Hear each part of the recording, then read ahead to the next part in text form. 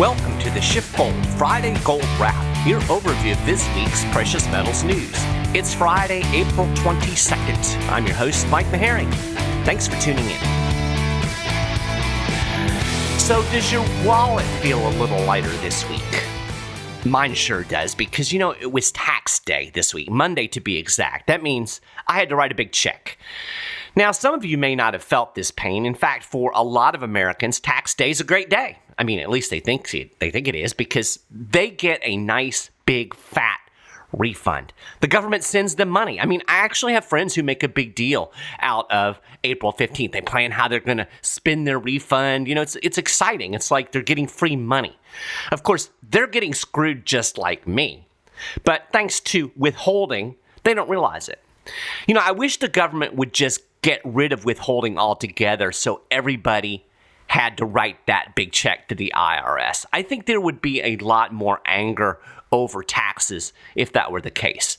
If they actually had that money taken out of their bank account. It's a whole different thing. I know we can see it on our pay stubs. We can see that X number of dollars come out. But it's a whole different matter when it's in your bank and then suddenly it's not. The way it is, people think they're actually getting money from the government. And I think because of that, most people are fine with the system. They don't really feel that pain. Uncle Sam takes their money and they never ever see it. Now, I see it and it makes me angry. And, I'm pretty certain that I could find better ways to spend my money than Joe Biden. Now, I'm self-employed and so is my wife, so we really get the shaft. I mean, we do okay in terms of our income, but we're not exactly rich. I mean, I'll put it this way. We aren't in the six-figure range. And yet, I fork over 16% of my gross income to the government. I'm not exaggerating. 16% is the total amount of the tax check that I had to write. So, yeah, I'm a little salty. Now, I'm told that taxation is the price we pay for a civilized society. I have yet to figure out what is civilized about extorting me out of 16% of my hard-earned income. And it's not like they're doing a lot of civilizing things with my dough, right? I mean, they're mostly buying guns and bombs. That's certainly not civilized. Here's the real honest truth. Here's what they would tell you if they were being honest. Taxation is the price we pay for overreaching unconstitutional government. And that price tag is going up every minute. In fact, taxation doesn't begin to pay for all of the government that we're getting. Just look at the monthly budget deficit numbers. A big chunk of what they spend is actually just money printed out of thin air. Of course, we pay for that too via the inflation tax. And of course, we're paying that in spades right now. Now, we do get roads. But, if you've driven through like Ohio or Michigan lately, you'll come to the conclusion that really that's not exactly the best case to be made for taxes. The whole argument kind of falls apart. Seriously, it's amusing to me that some people think that roads are the crowning achievement of government, as if without a bunch of politicians and bureaucrats, nobody would be able to figure out how to lay a ribbon of concrete from point A to point B. Anyway, as my mother-in-law often says, it is what it is. I'll end this rant with a reminder that there are ways you can protect some of your wealth from the tax man when you buy gold. There are a lot of transactions involving gold that you don't have to report to the IRS. And if you want to learn more about that, I'll put a link in the show notes page to a report that gives all of the details on IRS rules as far as gold and silver. You can always find that on the SchiffGold webpage at SchiffGold.com. So that's my tax rant for today. Really what I want to talk about a little bit is the bond market. Really, that's where the action's been over the last couple of weeks, or maybe carnage is the better word. Earlier this week, the yield on the 30-year Treasury rose above 3% for the first time since April 2019. This morning when I checked, we were just a tad below that at 2.93%. Now, what this tells you is that the bond market is very weak. Yields are the inverse of price. So as a bond price falls, its yield rises. So when people are getting out of bonds, when they're selling bonds, interest rates increase as the price goes down. And that's exactly what's happening in the current market. And this is putting a lot of downward pressure on gold. Actually, to be honest, gold has done pretty well over the last month or so, given the fact that interest rates have been pushing upwards for several weeks. In fact, we got close to $2,000 an ounce earlier in the week before that aforementioned pressure really took over. And that's brought back gold back down below 1950. It was 1950 last night. Now we're in like 1935 this morning. We've got a lot of dollar strength, and we've got these rising bond yields. Now, the dollar strength is interesting because I think that's really a function of the fact that the dollar is the, as they say, the cleanest dirty shirt in the laundry. Yen is really being pressured because the Japanese have doubled down on their quantitative easing while the U.S. is talking about tightening. So relatively, that makes the dollar a bit stronger. But you have to look at kind of the overall picture. Really, the dollar is not strong given the amount of inflation in the system, but it has been showing strength, at least in the dollar index. So that's putting some downward pressure on gold as well. Now, let's look more specifically at the bond market. I've talked about this before, but I think it's really, really important, and people tend to forget it. The markets don't seem to be paying attention to this fact at all.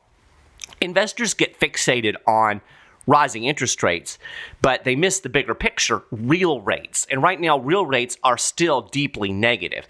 In fact, if you look at 3% on a 30-year treasury, you're getting a 3% yield for lending the U.S. government money for 30 years. 3% is really not very much. It's not very much historically, and it's not very much in real terms. But regardless, rising interest rates are seen as a negative for gold. Now, the reason for this is that holding gold does not generate interest income like a bond or a bank account. If interest rates rise and you're holding gold, you're foregoing the interest income you could earn if you instead put that money into a bond or put dollars in a money market account. This is why rising interest rates tend to create headwinds for gold, and it's why we're seeing pressure on gold as bond yields rise currently. This makes sense on the surface, but again, you have to consider real interest rates, and pretty much nobody seems to be doing that. Real interest equals the nominal rate, so that's the number you hear on the news, 3% on a 30-year, that's the nominal interest rate, minus inflation. And really, I mean minus the CPI. So the CPI is running at around 8.5%. That's using the cooked government numbers. We know it's much higher than that, but we'll just use that number since that's what they're giving us. So the real yield on a 30-year treasury is in the neighborhood of negative 5.5%. In other words, the 30-year yield needs to climb another 5.5% just to get to the break-even point with inflation. So it should be pretty obvious that this is not negative for gold. Now, I have heard some commentators claim that the yield on the 10-year actually went positive for a brief time this week. There are some assumptions baked in here, though, that I don't buy. The 10-year is also close to 3%. The yield curve is relatively flat right now. In order to believe that the yield on the 10-year went positive, you have to believe that the CPI is going to fall below 3% pretty quickly, and then that it's going to stay below 3% for the next decade. Now, I don't think so. I think that the idea that inflation is going to drop suddenly, that it's just that we're at the peak and it's all going to go away, I'm not buying it. As I've explained over and over again, I don't think the Fed can really fight inflation. Now, the mainstream still does, and that's also putting a lot of headwinds on gold. In fact, I think it was yesterday, Jerome Powell said that a 50 basis point rate hike is on the table, and we've had I think it was Bullard. He was talking about a 75 basis point rate hike. So they're really going to go after inflation hard, right? I don't think they can do it. Here's the thing. The Fed needs rates They need bond yields and of course, the Fed funds rates, which they control. They need that to be a lot higher than 3% in order to take on 8.5% CPI. And even if they do get interest rates to 3%, and that seems to be kind of the, the goal. They're going to raise the Fed's fund rate to 3% or 3.5% by the end of the year. That seems to be the goal. Even if they could do it, what are they going to do when that starts popping the bubbles and it breaks the stock market? Will the Fed stay the course? Do they have the wherewithal to keep pushing forward with tightening when the economy implodes? And the economy is going to implode from this. Again, I don't think so. So let's put this bond market into a little bit of historical perspective. As I mentioned, the last time bond yields were this high was April 2019. That was at the peak of the Federal Reserve's tightening cycle after a decade of easy money following the Great Recession. The Fed funds rate was at 2.5%. And the Fed was still trying to shrink its balance sheet. Now, it was about to pivot. It had done its last rate hike. It did that in December of 2018. And by the end of 2019, it would be back to quantitative easing. But at this point, in April 2019, we were really at the peak of the tightening cycle. Meanwhile, CPI at this point was 1.8%. That means the real yield on a 30-year Treasury at that time was a positive 1.2%. Now, also consider this. At the time, CPI was trending down. CPI was above 2% back in 2018. So inflation was coming down with bond yields, the 30-year, over 3%. Now, where are we today? We have a similar situation in the bond market as we did in 2019.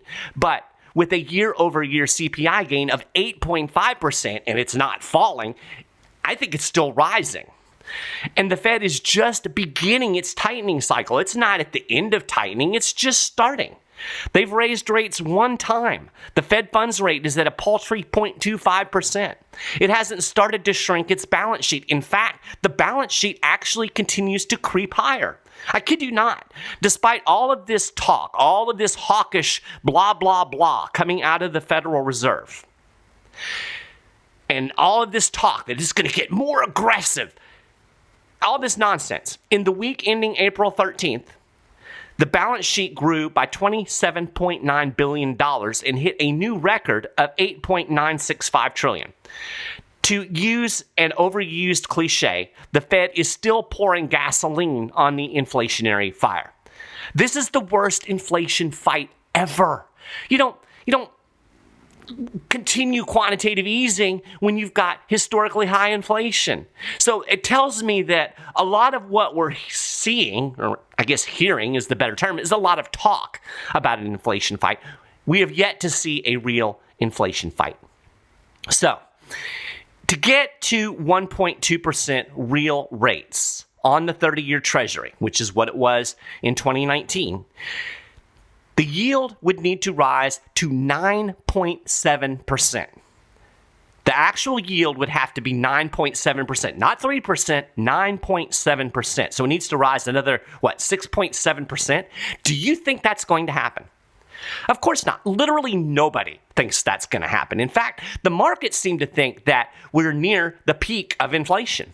After the March CPI numbers came out, the pundits started talking about, quote, peak inflation. That became kind of the mantra. It was Putin's price hike and peak inflation. Because the core CPI didn't go up quite as much as expected. But as I explained in last week's show, we saw a similar ebb in the core CPI number back in July. The core in this latest numbers, that was March, was 0.3. The core in July was 0.3. And it's interesting because if you go back to July and you listen to what the pundits were saying, you will hear them talking about, I think inflation's peaking out. Yes, inflation is transitory, because we were still in the transitory inflation narrative at that point. So just because we got 0.3% in the core this time around doesn't mean that we've reached the peak. We've seen before that that's not necessarily the fact. So nevertheless, ever the optimists, the markets are talking about the end of inflation. We've hit peak inflation. There also seems to be some sense that bond yields aren't going to rise much past 3% where they are now. In fact, I think a lot of analysts really didn't expect the yields to get as high as they are now. After all, 2% is the Fed inflation target. Why would yields go higher than 3%? But, why not? If real rates topped out at 1.2% in 2019 at the peak of that tightening cycle, why would they top out at negative 5.5% now before the Fed really gets going with tightening? The answer to that question seems pretty obvious. It wouldn't. So, given the inflationary environment, it's highly unlikely that the Federal Reserve can hold rates as low as they were over the past decade. So the carnage in the bond market will likely continue, with yields continuing to rise. There is really only one thing that can put a floor on the bond market. There's really only one thing that can stop this big sell-off, which means there is really only one thing that can stop yields from rising and make the bond interest rates go down. And that is the Fed pivoting back to rate cuts and returning to quantitative easing. So stop and think about what rising bond yields are really telling us. It tells us that people don't want bonds, right? There is more supply out there than demand, so the price of bonds are falling, economics 101. And since bond yields are the inverse of bond prices, bond yields are rising. In essence, the price is dropping and yields are rising in order to get more people to buy bonds to fix this imbalance between supply and demand. Now, what's going to happen when the Fed really starts tightening in earnest? What happens when the Fed actually starts selling bonds into the market, when it starts trying to shrink its balance sheet instead of buying bonds, which apparently it's still doing? There's going to be an even bigger glut of bonds out there. Prices will drop even further. Yields will go even higher. So the notion that we're at the top as far as bond yields go, it's ridiculous if the Fed is really going to tighten. If the Fed's going to tighten, these yields are going to have to go much higher. There's absolutely no reason to think that yields are going to magically stop going up at 3%. And this is a huge problem for an economy built on debt.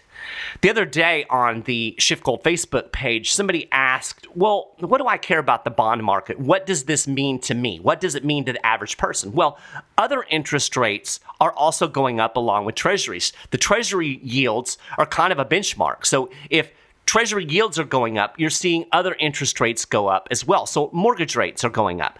Credit card rates are going up. Auto loan rates are going up. Corporate bond rates are going up. So it costs businesses more to borrow money.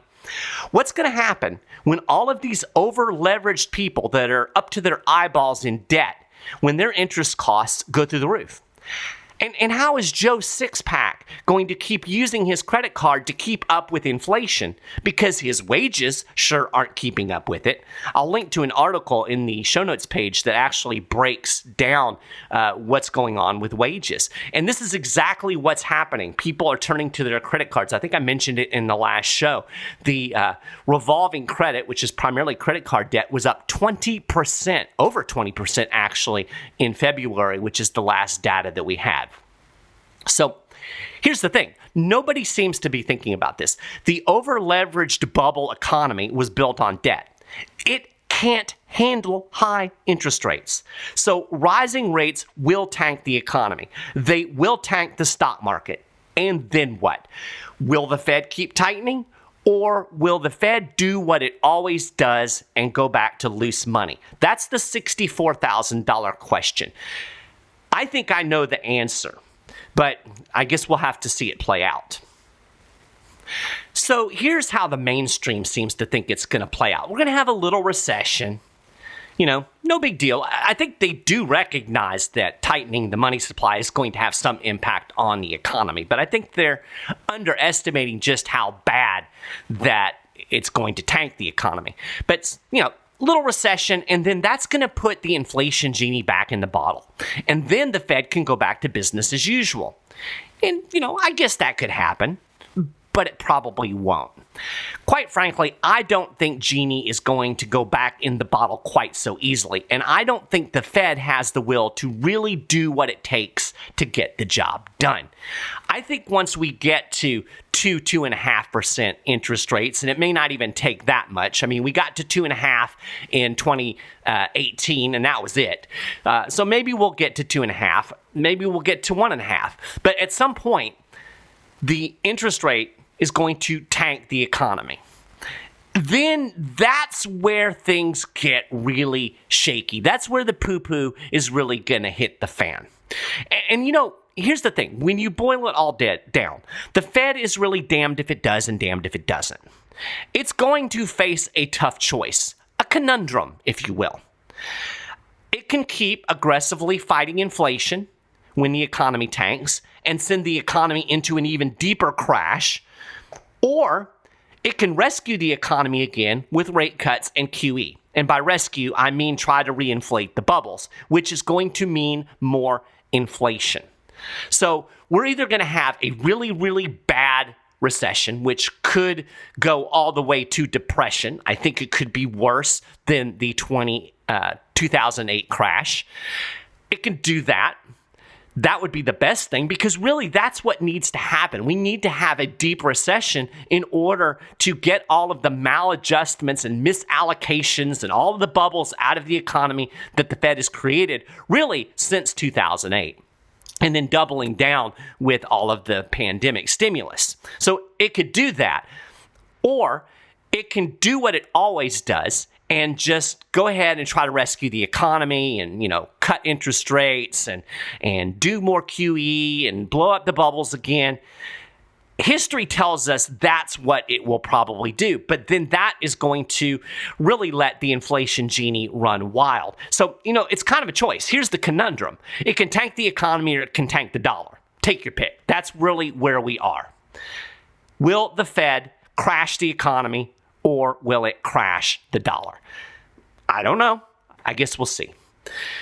But, you know, if you ask me, neither is a particularly pleasant scenario. Again, I'd put my money on the Fed going back to QE sooner rather than later. And what I really mean is I'd put my money on gold in the medium to long term. To state the obvious, there is no opportunity cost in holding gold when real rates are still deeply negative, and I suspect they're going to stay that way when we're looking at a huge economic crash or we're looking at a currency crisis. This is when you need to have gold, but you need to have gold when that happens. And I don't quite get people that are selling their gold right now. You know, the fact of the matter is you're losing real money holding bonds right now that aren't yielding enough interest income to keep up with inflation. So, you know, I figure at some point this is all going to become clear to the markets and things will turn. You know, at some point the Fed will do what it's going to do and the markets are going to go, oh my gosh, we never saw that coming. Speaking of which, I'll link to another article in the show notes page, which is pretty funny. It's from back in 2020, a CNBC article, or maybe it was 2021, but it was a CNBC article that was talking about how there's no worry about all of the money printing that was going on at the time for the coronavirus. No worry about that creating inflation. That's a pretty funny one. Didn't age well. So anyway, you know, at some point it will become clear. This will play out. If you want to put your money on gold, you can do that. You can talk to a SchiffGold precious metal specialist. You can call 1-888-GOLD-160, or you can simply shoot them an email to info@schiffgold.com.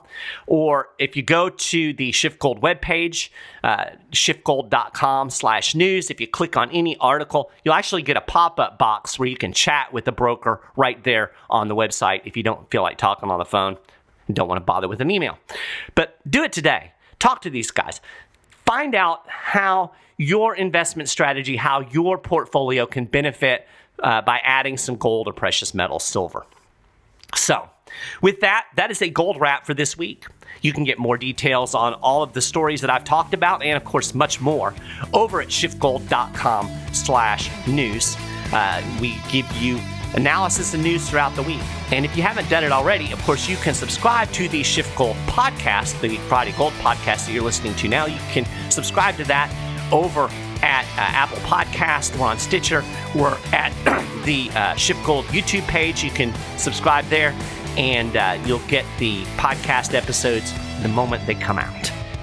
All of this stuff is linked over on the show notes page. You're welcome to send me an email, mmaharrey@schiffgold.com, MMAHARREY @schiffgold.com. Love hearing from you guys. So do it. Appreciate you listening to the show. I hope you have a fantastic weekend, and I will talk to you next week.